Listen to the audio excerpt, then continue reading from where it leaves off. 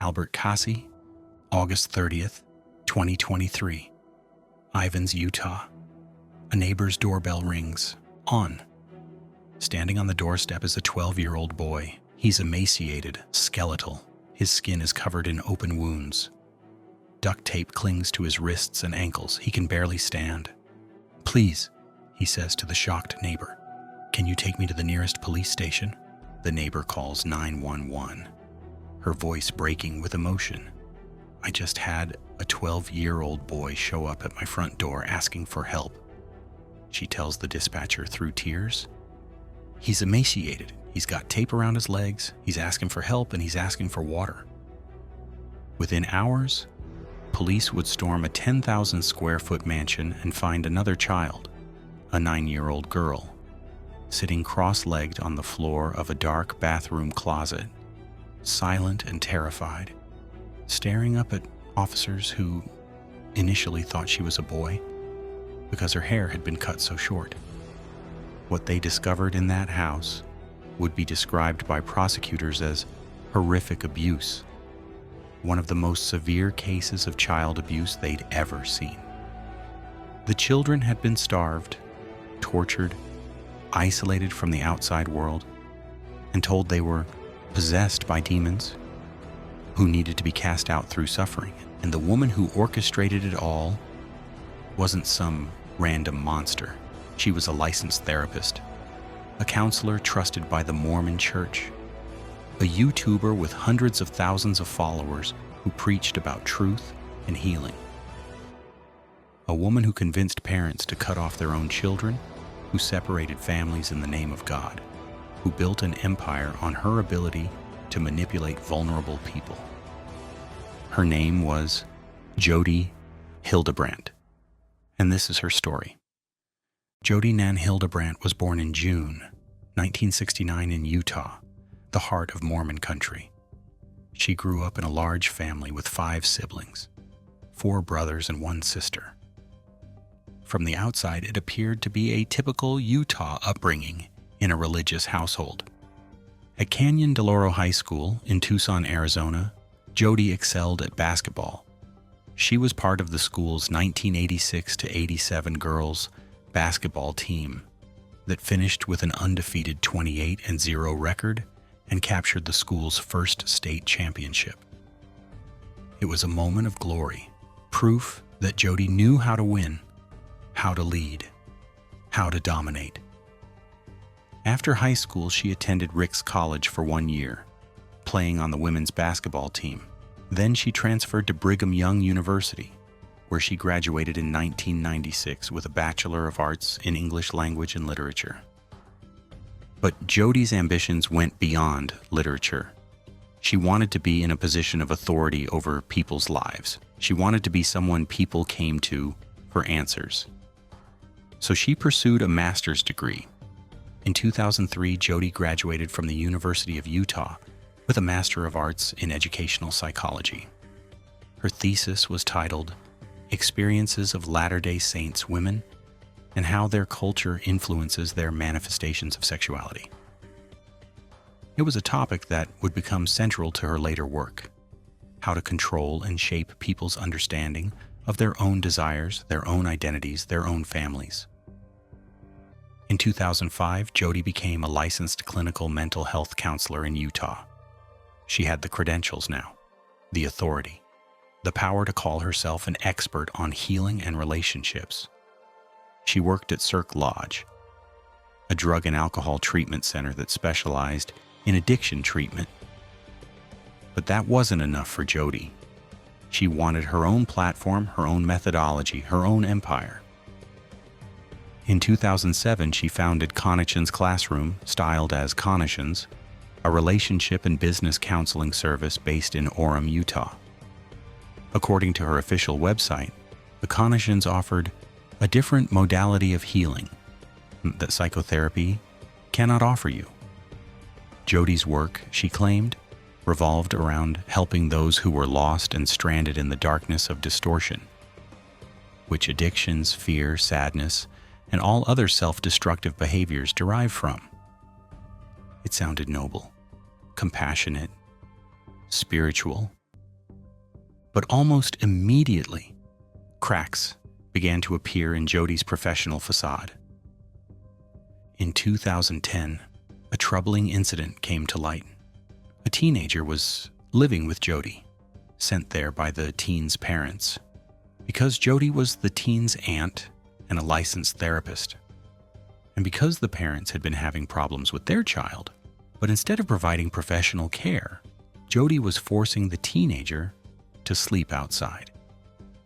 She had not enrolled them in school, and according to the teen's report to authorities, Jody acted like they were evil.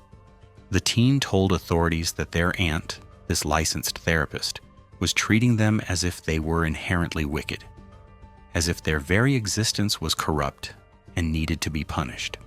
Nothing came of this report at the time.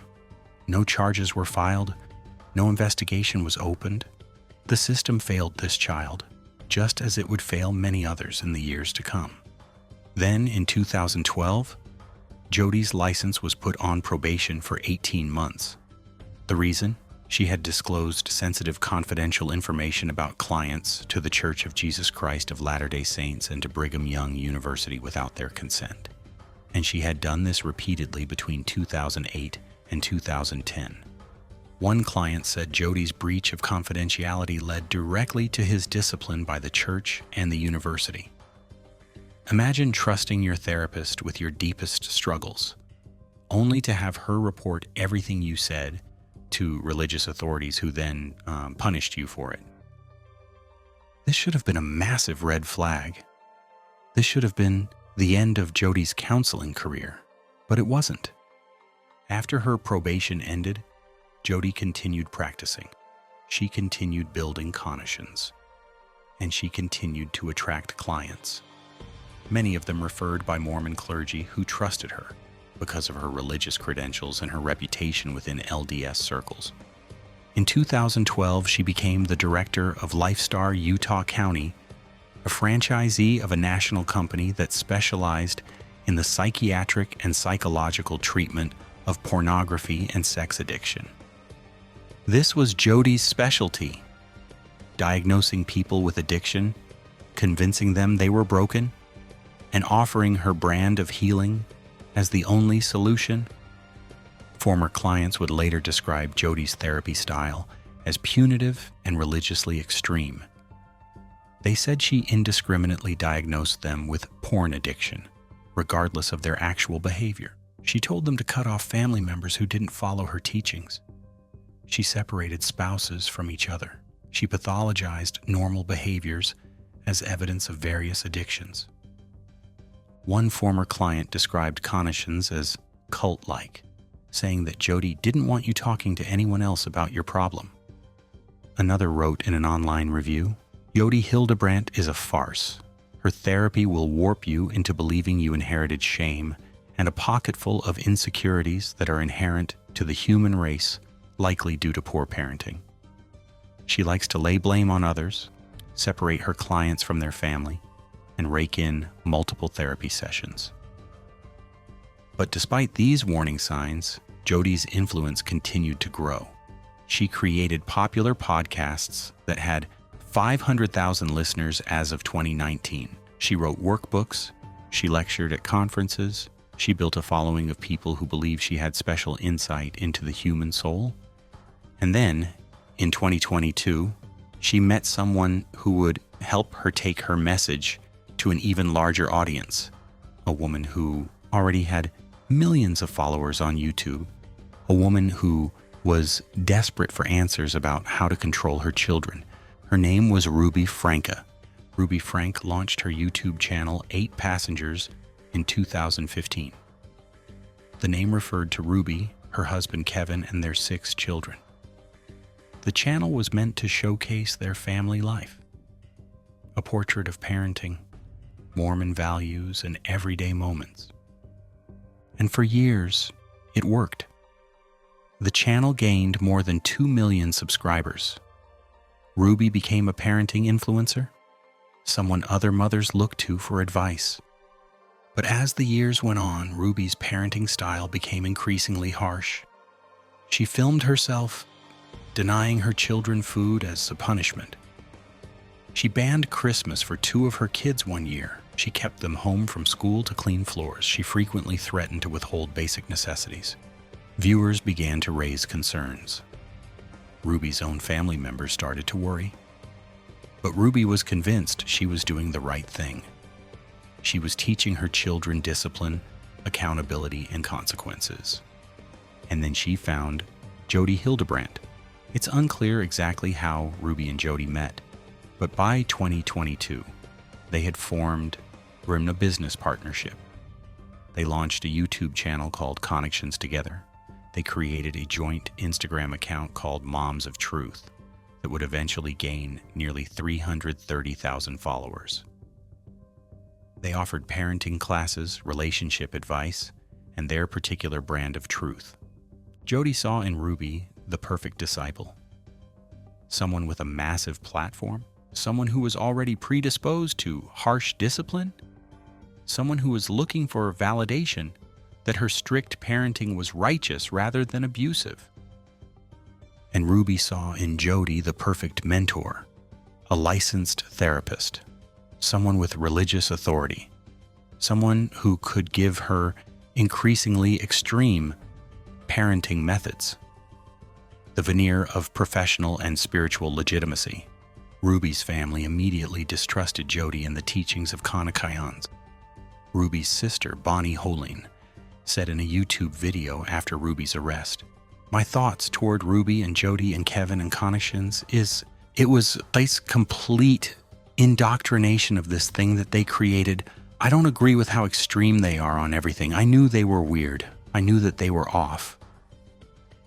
But Bonnie and the rest of Ruby's family had been cut off. Ruby had stopped talking to her mother and siblings. Kevin Franca, Ruby's husband, had been asked to move out of the family home in July 2022.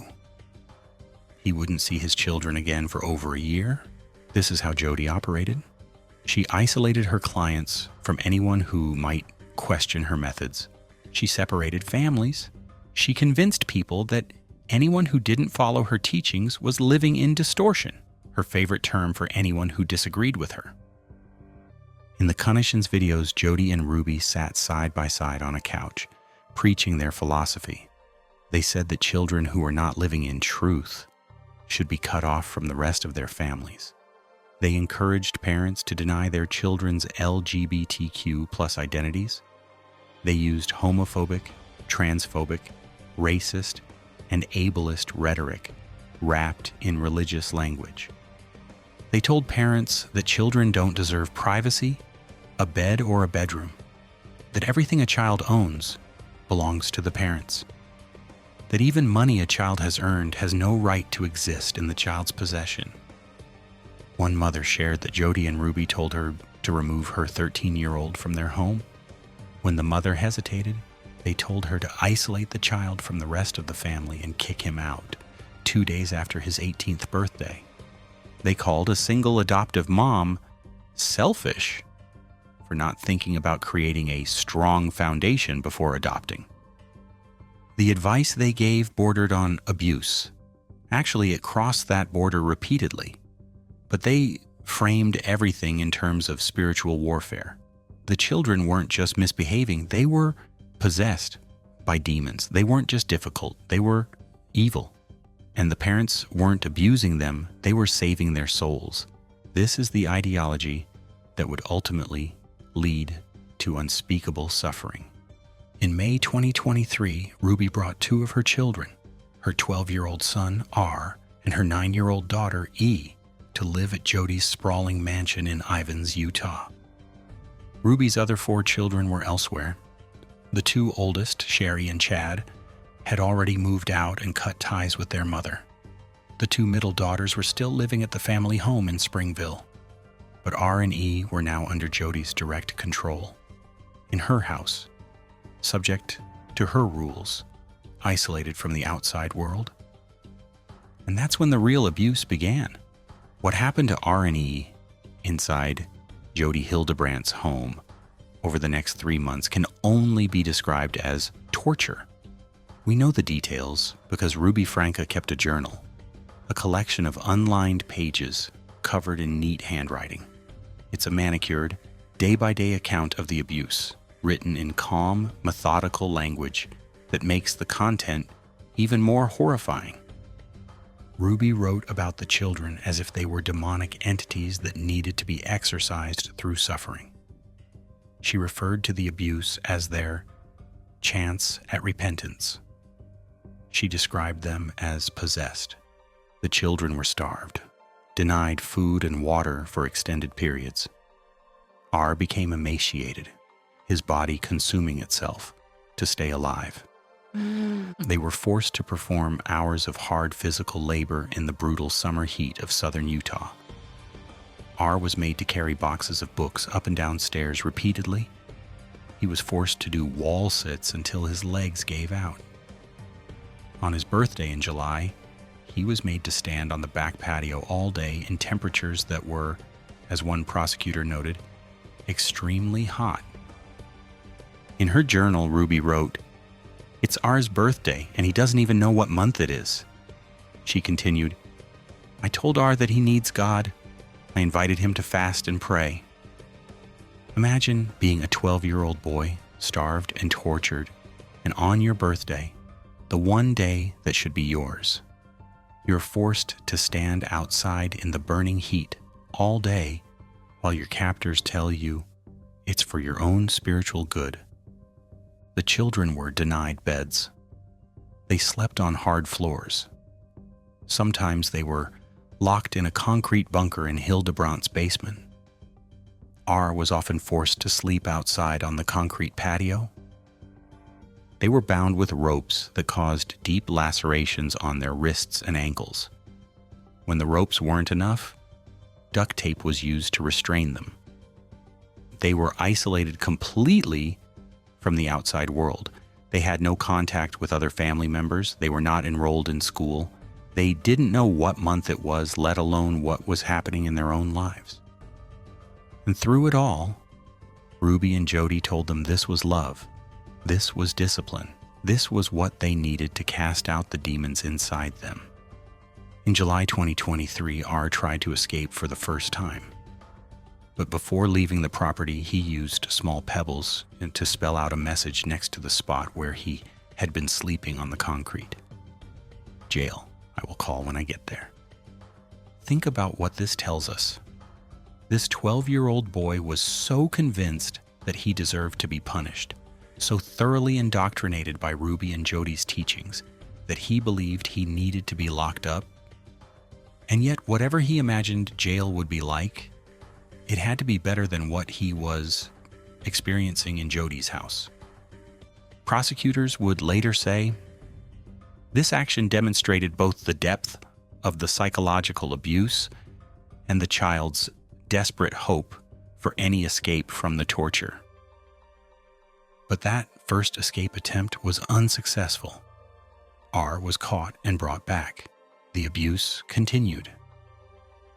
Inside the house, police would later find evidence of the systematic torture. Handcuffs, ropes, saran wrap, duct tape, a bowl with red liquid, and a metal spoon inside. In the bathroom, they found used gauze, evidence that Jody knew about the wounds and was providing just enough medical care to keep the children alive, but not enough to actually help them. Both Ruby and Jody knew exactly what they were doing. This wasn't ignorance or misguided discipline. This was intentional, prolonged, methodical abuse. And it might have continued indefinitely if R hadn't tried to escape one more time. On August 30th, 2023, R had been planning this, watching for his chance, waiting for a moment when he could slip away. That morning, he climbed out of a window at Jody Hildebrandt's mansion. His body was skeletal, his wounds open and festering, duct tape still clinging to his wrists and ankles from being restrained. But he was free. He walked through the affluent neighborhood of Ivins, Utah, his bare feet on the hot pavement, his thin legs exposed in a pair of shorts. He approached one house, saw Sinites, but no one answered. He kept going. Then he reached another neighbor's door and rang the bell. A man answered. What he saw shocked him into immediate action. This child looked like he'd escaped from a horror movie. The neighbor's wife brought R water and a snack while the man called 911. "I just had a 12-year-old boy show up here at my front door asking for help," the neighbor told the dispatcher, his voice thick with emotion.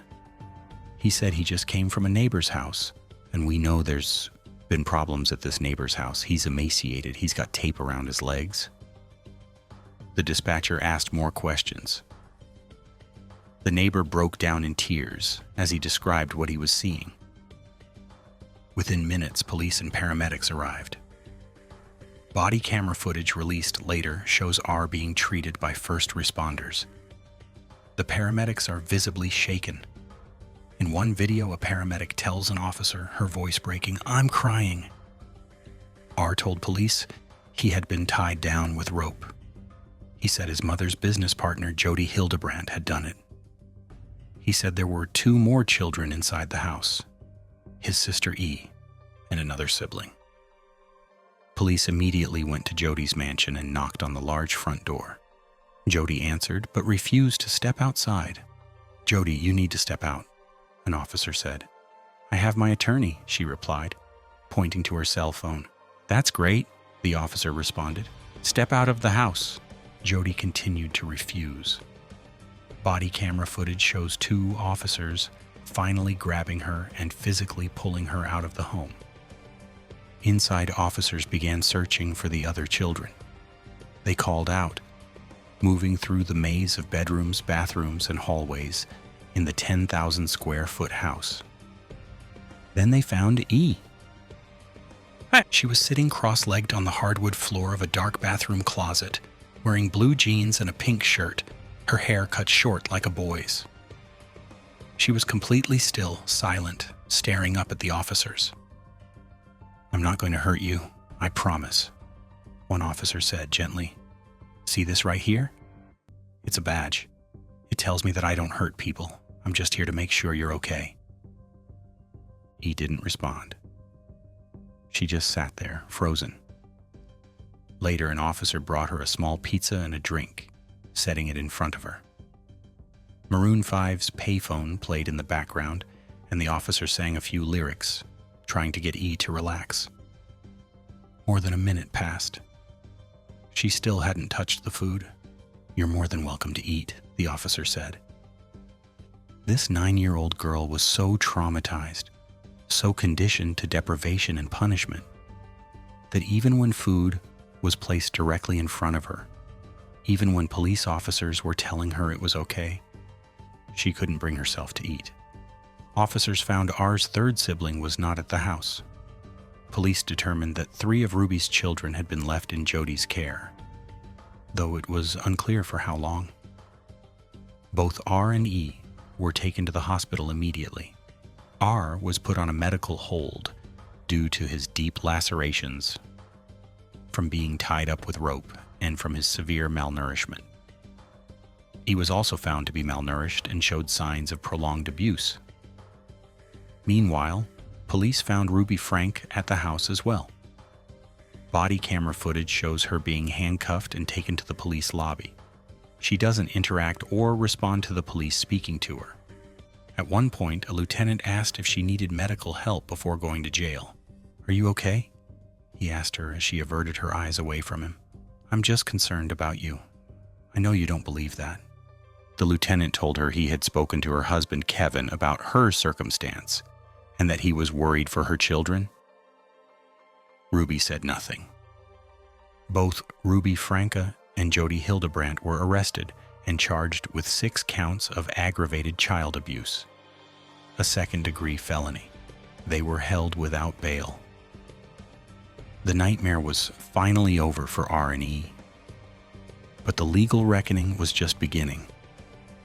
The arrests of Ruby Franca and Jody Hildebrandt and sent shockwaves through the YouTube community, through Utah's Mormon culture, and through the millions of parents who had followed their parenting advice.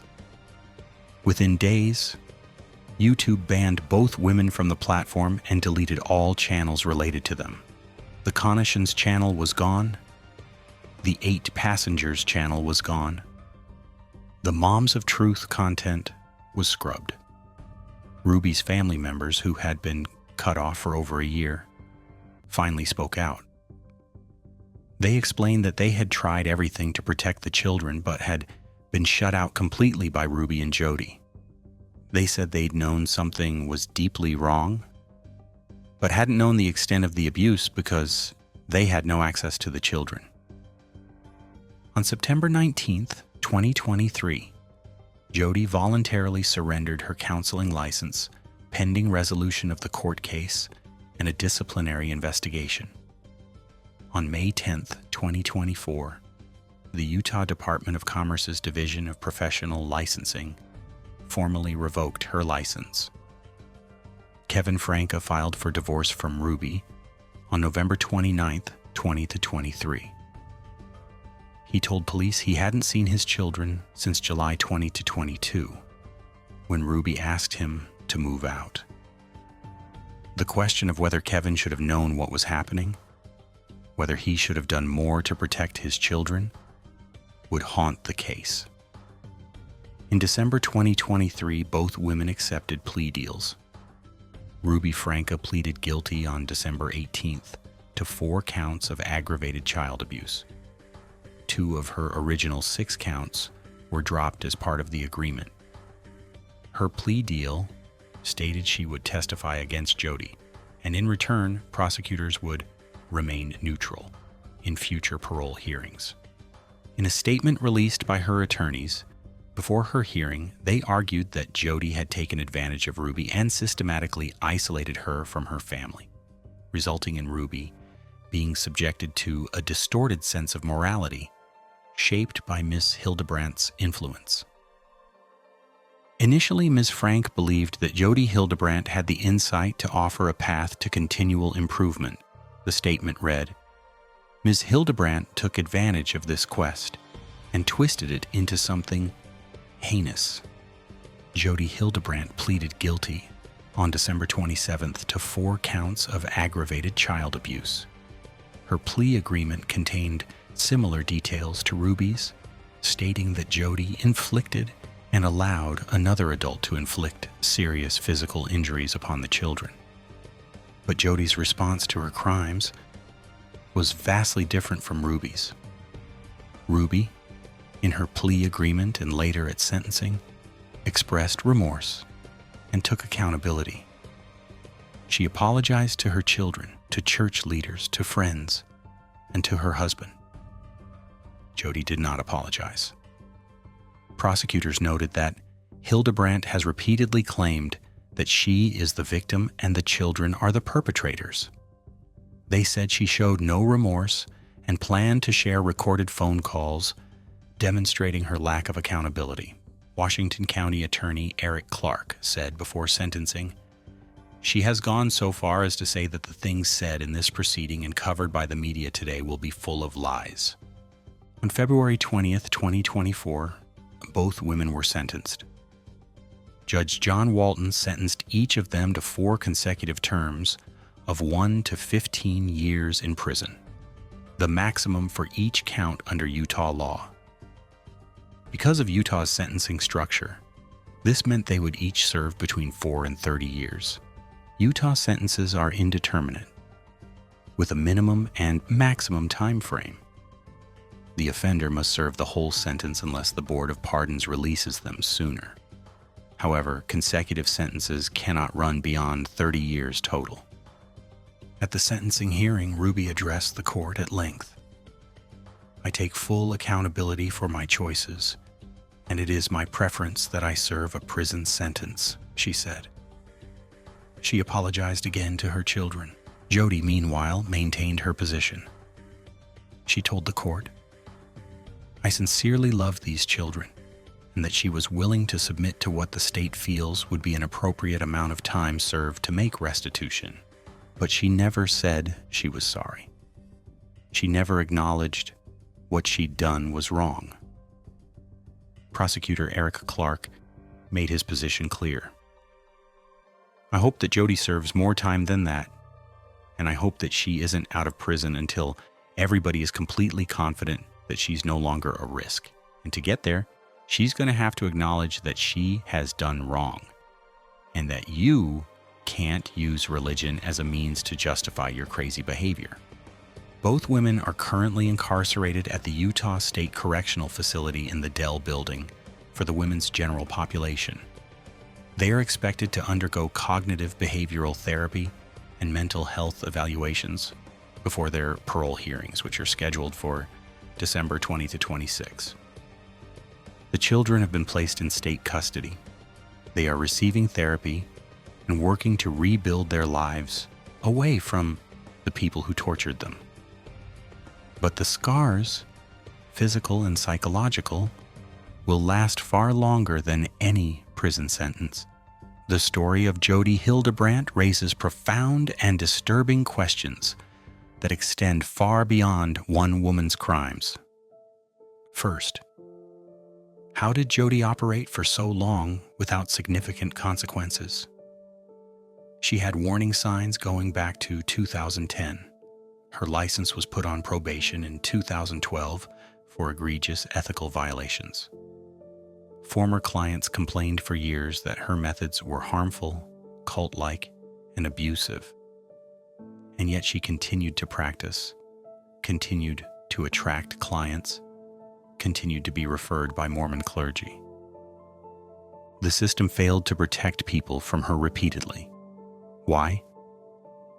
Second, what role did religious extremism play in this abuse?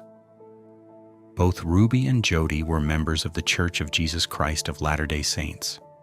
They framed their abuse in spiritual terms, casting out demons, repenting through suffering, living in truth versus distortion. The LDS Church has stated that it ended its association with Jodi in 2012, after her probation.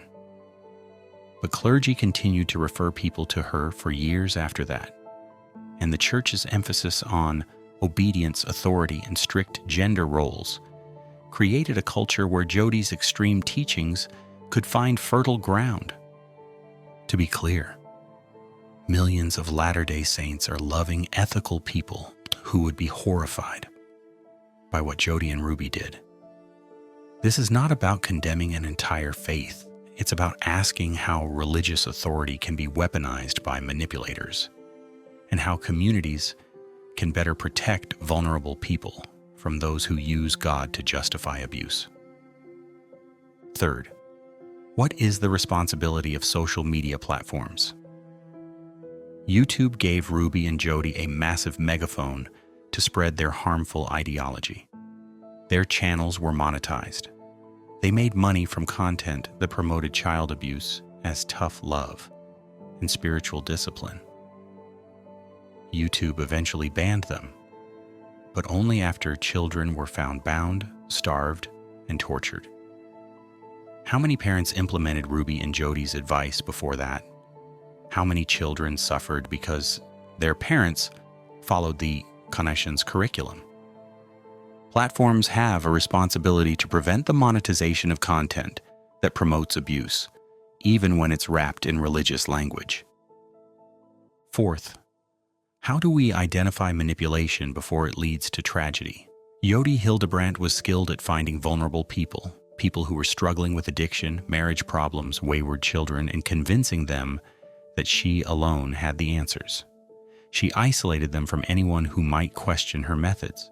She made them financially and emotionally dependent on her. These are classic cult tactics, but they're often invisible until it's too late. We need to educate people about the warning signs. Therapists or counselors who separate you from your family. Teachers who claim they alone understand truth. Leaders who use shame and fear to maintain control. Anyone who tells you that questioning them is evidence of your own corruption. If it sounds like a cult, it probably is. And finally, what about Ruby Franca's claim that she was also a victim of Jodi's manipulation? Ruby's lawyers argued she was brainwashed, isolated, and subjected to Jodi's distorted ideology. And there's evidence to support this. Ruby did become increasingly extreme after meeting Jody. She did cut off her family at Jody's urging. She did surrender her children to Jody's control. But Ruby was also an adult who made choices. She wrote the journal detailing the abuse in her own handwriting. She participated actively in the torture of her own children. She had opportunities to stop and chose not to. Can someone be both a perpetrator and a victim? Can we acknowledge that Jody was the architect of this abuse while still holding Ruby accountable for her actions? These are not easy questions, but they're necessary ones. As I finish this script, R and E are in foster care, working with therapists to heal from unimaginable trauma. They're learning that they were never possessed, that they deserved food, water, beds, love, that the abuse was not their fault. Jody Hildebrandt sits in a Utah prison, still maintaining that she did nothing wrong. And somewhere, there are parents who followed Kanashian's teachings, who separated from their children because Jody told them to, who are now asking themselves, what have I done? The truth about Jody Hildebrandt is that she is what happens when religious authority, professional credentials, and social media influence combine in someone who lacks empathy, accountability, and basic human decency. She convinced people that cruelty was love, that torture was discipline, that suffering was salvation, and 2 children nearly died because of it. R survived by climbing out a window and walking through a neighborhood until someone helped him.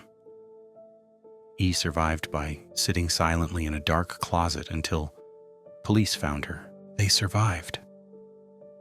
But they'll carry what happened to them for the rest of their lives.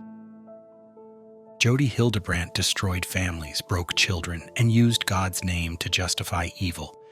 And the most terrifying part? She almost got away with it.